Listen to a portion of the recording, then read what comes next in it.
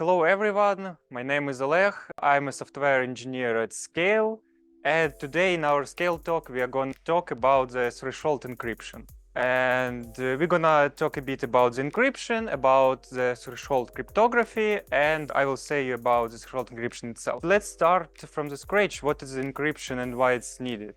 So the encryption, as you guys I'm sure know, is a process of transforming the data so that only authorized personnel can read it. So the encryption process is performed using cryptographic key, which is actually the set of some mathematical values, rules, and algorithms. And the decryption, on the other hand, is a process of transforming the cipher text into the plain text. The decryption is done by anyone who has the corresponding key. This is why in the encryption process, it's very important to continuously improve your crypto system by sophisticating your algorithms, by using better keys, and so on and so on. Of course, you can use encryption for transferring some secret messages, the messages you don't want to be known to the public. I have a question to everyone. What kind of encryption algorithms you know? Maybe you heard of any? AES. Great. So yeah, let's talk about some of them. First one is the Caesar cipher. Caesar cipher is one of the world's oldest known ciphers. This is basically a substitution cipher where the entire alphabet is shifted in a constant space and the letter is encoded in this way. So for example, if we want to use the Caesar cipher with a shift 3, the letter A will become letter D, letter B will become letter E, letter C will become letter F, and so on and so on. As you can see, the cipher is really easy to use. You can easily encrypt your message, you can easily decrypt your message. But once you get an idea, it's pretty easy for everyone to break the message that is encoded in such a way. Another example of the encryption algorithms is Enigma encryption machine. It was used by the Germans in the second quarter of 20th century. A lot of people were trying to break it, to break the code, to be able to decrypt the messages signed with it. But for a long time, they were really unsuccessful in it.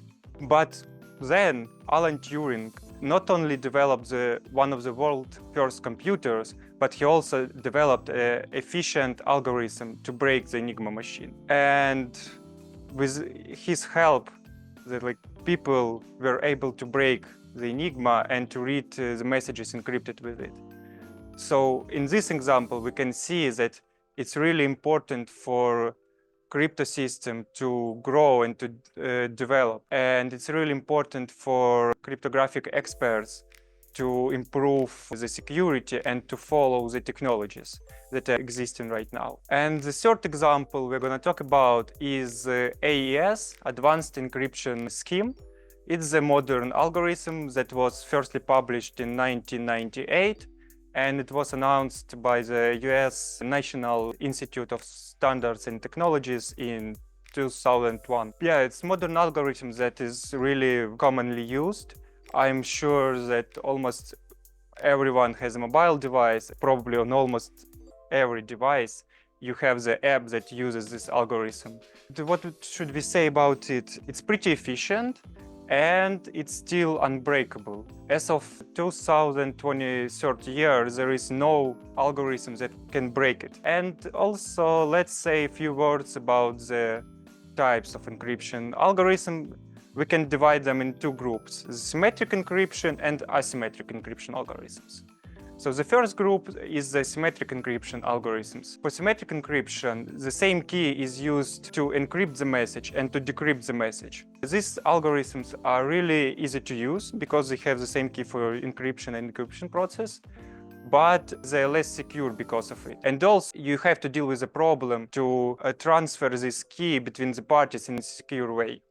Another group of algorithms is asymmetric encryption algorithms. These algorithms use something that is called public key cryptography. Actually, to encrypt the message, you use the public key, which is known for everybody. But only those entities who have the secret key can decrypt the message. These algorithms are more secure, but they are much slower. AES algorithm is the example of symmetric encryption algorithms. And for asymmetric encryption, the perfect examples are RSA encryption or TLS handshake, also Elgamal encryption. And threshold encryption algorithm that we're going to talk about later is also a asymmetric encryption algorithm. What else should we say about the encryption process?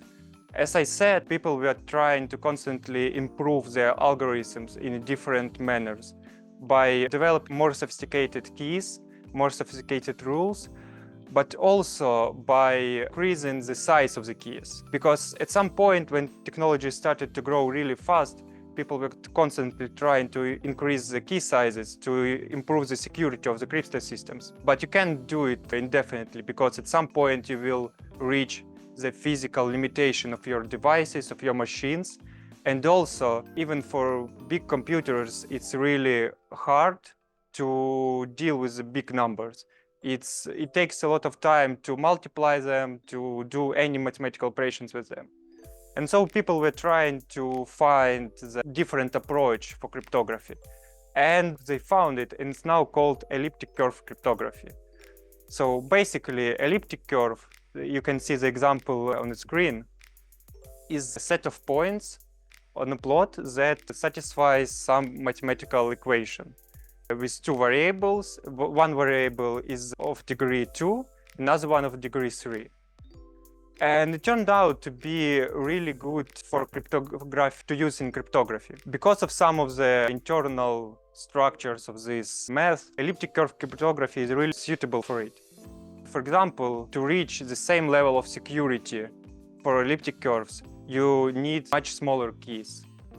As an example, we can say that there is like really famous algorithm called RSA, and the standard key size for RSA, let's say, is like 256-bit. And if we use the same key size for elliptic curve cryptography, it will correspond to the RSA key size of almost 2400.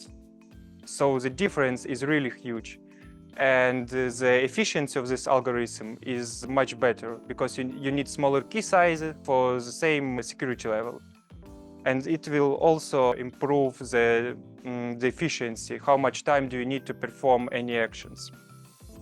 So we talked about the encryption. What does the threshold encryption stands for? Actually, T out of n threshold schemes are used in cryptography to share the secret key across some of n parties, so that any T or more parties can recover the common secret, but less than T parties cannot recover anything. The entire idea in threshold cryptography is based on the polynomials and on something that's called interpolation. The idea is that to recover the polynomial of a degree T-1, you need at least T points on the plot. And one of the first papers on this theme is called Shamir's secret sharing. And the idea there is that if T players, T parties, share the secret points on the plot, then they can recover the polynomial. The constant coefficient of this polynomial will be the common secret. So this is pretty interesting idea and pretty interesting stuff. But yeah, what do you say are the advantages of threshold cryptography? Anyone have any ideas? Okay, then I will tell you. So threshold cryptography has a fundamental idea to remove any trusted entities, any centralized entities, and any big actors that are like too big to fail. The idea is that as far as you can have T out of n players, the others can behave whatever they want. If one or two or three malicious parties don't want to participate in protocol or want to break it in some way, they can't do it, because the system will still have enough participants to reach the threshold. And so no malicious party has the ability to become the bottleneck and block the entire system. So this is like really huge. Another question is, where can you use threshold crypto systems?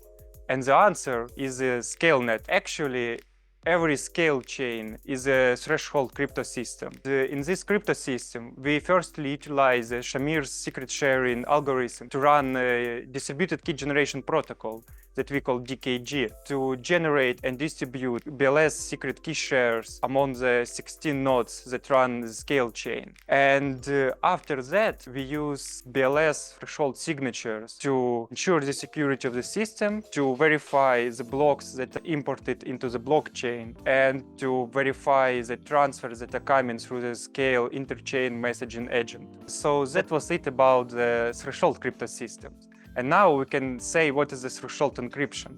So the threshold encryption is basically just a combination of these two definitions, the encryption and the threshold crypto systems. So in the threshold encryption, with a known public key, the sender can encrypt their message and send it to the receiver. Receiver can ask the parties that are participating in the threshold crypto system for their decryption shares. And the receiver can then validate the shares using the decryption share verification algorithm. When the receiver gets at least T out of N valid decryption shares, he can combine them into the message by running the decryption share combining algorithm. So the idea is pretty simple.